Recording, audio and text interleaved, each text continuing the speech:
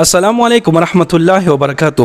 د سر د درد ختمېدو لپاره یو درې آسان دمونه درته درخېم ورسره اجازه در کوم که تاسو پوره سر باندې درد وي یا په نمسيري سر باندې تاسو درد وي نو کدی درو دمونو کې په تاسو هر یو دم په خپل ځان باندې شوف کړئ یا بل څوک په تاسو باندې شوف کړي کنه ان شاء الله دغه درد به مکمل ختميږي. نو دم درته درخېم خو د دم نمخ کې اول تاسو ټول ته اجازه در کوم ځکه چې اکثر ملګری بیا په کمنټ کې وایي چې موږ ته د دې اجازه شته دی وکنه.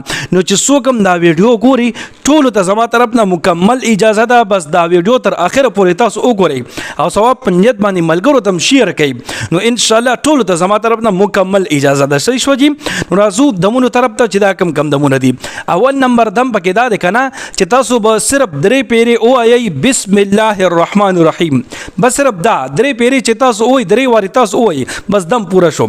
نو درې وارو ویلو نه پس تاسو دا بسم الله په اوبو باندې شوف کول شي دا اوبم بیا اسکل شي او کنه دا سه په سر باندې لاس کې دی داخل اسم او درې پیری تاسو بسم الله الرحمن الرحیم وای او د لاس کې بیا ور شوف کې لاس په سر باندې راکا کوي بس یو دا دم پورا شو.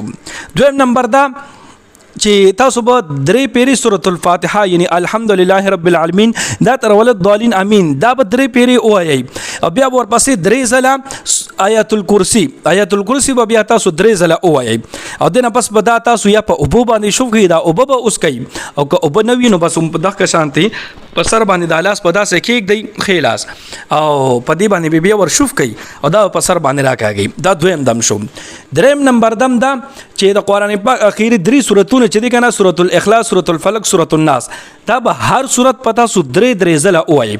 اول به سورۃ الاخلاص تاسو درې ځله وایي په ابو باندې به شوف کوي یا په لاس باندې به شوف کوي لاس په سر باندې راکاږي. بیا به سورۃ الفلق او قل اعوذ برب الفلق دا به درې پیری وایي په ابو باندې به شوف کوي یا په لاس باندې ور شوف کوي لاس په سر باندې راکاږي. بیا اخر کې سورۃ الناس قل اعوذ برب الناس دا به ټول سورۃ تاسو وایي په ابو باندې به شوف کوي دا ابو به اوس کوي او یا که ابو باندې نه په سر باندې بلاس کې دی نو بیا په دې لاس کې شوف کوي او لاس په سر باندې راکاږي.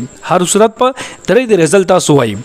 نو چې دا دمونه په تاسو شوف کوي دا درې وړ کې په شوف کول شي ډیره بهتره راخو کدرې وړ نه وي په دې درې وړو کې که تاسو یو دم په شوف کو کنه نو که تاسو پوره سر باندې درد وي یا په نیمسيري باندې درد وي ان شاء الله د الله تعالی په فضل او کرم سره به دغه دردونه مکمل ختميږي. بیا به ان شاء الله دې باندې ناچسته دعاګانې کوي. نو په دې باندې په خپل عمل کوي نور مسلمانانو سره د ثواب په نیت باندې دا ویډیو ډیره شیر کوي چې ټول مسلمانان د دمونه زده کی او تاسو ته دعاګانې کوي. الله رب العزت مخشاله باد ساته دعاګانې کوي دعاګانې وکاو. الله پامان.